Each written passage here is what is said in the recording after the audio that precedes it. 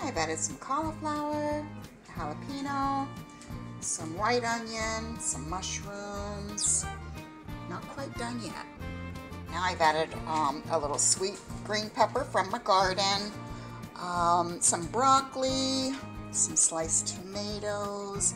You want to make sure you add some things that will add moisture to your dish because you're basically going to be steaming your fish on top of this. And my fish isn't quite thawed yet, so I'm going to wait a little bit before I put that on top.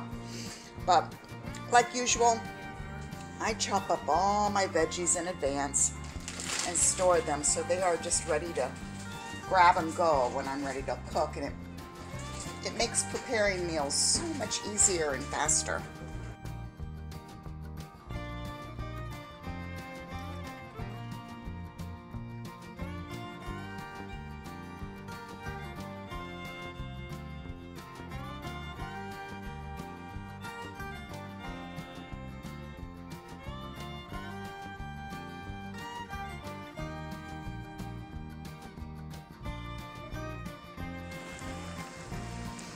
I realized I forgot to put my glaze on. I use this balsamic glaze. Just over the top, just a little bit. And it gives it a really good flavor. And that is the cod over top of all those vegetables with a couple slices of lemon, some garlic, some fresh parsley, salt and pepper.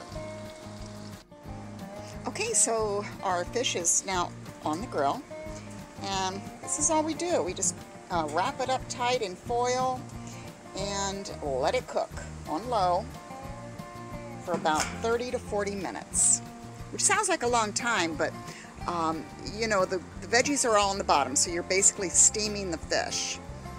I'll show you the finished product.